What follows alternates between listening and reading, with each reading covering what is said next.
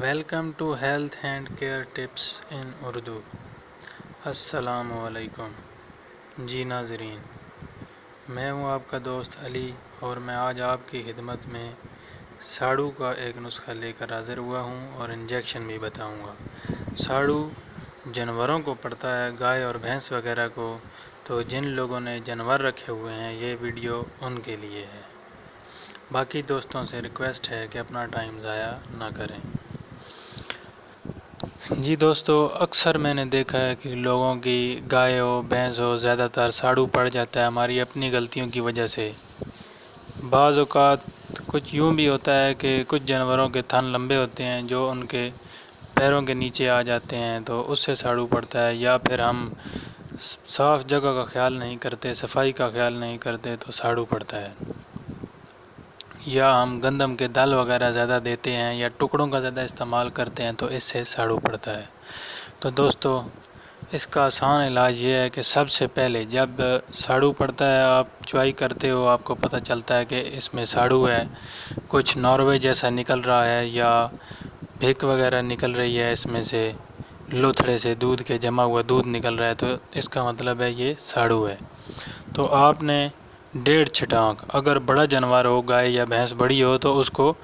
1.5 چھٹانک یعنی کہ 75 گرام میٹھا سوڈا دینا ہے پانی میں ملا کے، اور اس کے بعد آدھا گھنٹہ بعد آپ نے جانوروں کے میڈیکل سٹور پہ جانا ہے اور ان سے کہنا ہے کہ ایماکسی 150 انجیکشن دے دیں۔ ایماکسی 150 انجیکشن وہ آپ نے لے لینا ہے اور انہیں کہنا ہے کہ یہ انجیکشن لگانے کے لیے ایک بڑی سرنج دے دیں۔ وہ آپ کو سرنج الگ سے دیں گے اور ان سے کہنا ہے کہ سوئی بھی دیں، جانوروں والی سوئی الگ ہوتی ہے تو وہ آپ کو سوئی دیں گے، لمبی سوئی لینی ہے ان سے، اور پھر آپ نے گھر آ کے 20 سی سی ٹانگ کی ایک سائڈ پہ لگانا ہے، اگر نہ لگا سکو تو گردن پہ لگا لو، ہڈی میں نہیں لگانا، گوشت میں لگانا ہے 20 سی سی، اور 20 سی سی دوسری طرف، اور پھر 10 سی سی گردن میں لگا دیں۔ ٹوٹل آپ نے 50 سی سی لگانا ہے ایک ٹائم، اور 36 گھنٹے بعد آپ نے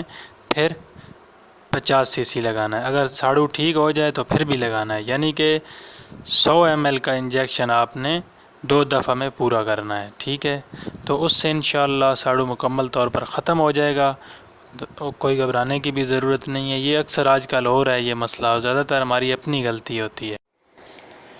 اور دوستو، انجیکشن کو لگانے سے پہلے اچھی طرح ہلا لیں، انجیکشن گاڑھا ہوتا ہے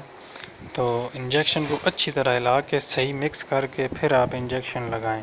اور دوستو، بیماری کے دوران گندم کے دل، چوکھر اور ٹکڑے نہیں دینے، بالکل نہیں دینے، کھال دے سکتے ہو، اور جب جانور ٹھیک ہو جائے مکمل طور پر تو پھر آپ کچھ بھی دے سکتے ہو، اور سرسوں کا تیل وغیرہ بے شک دیں، اس سے اچھا فائدہ ہوگا، کوئی پریشانی نہیں ہے۔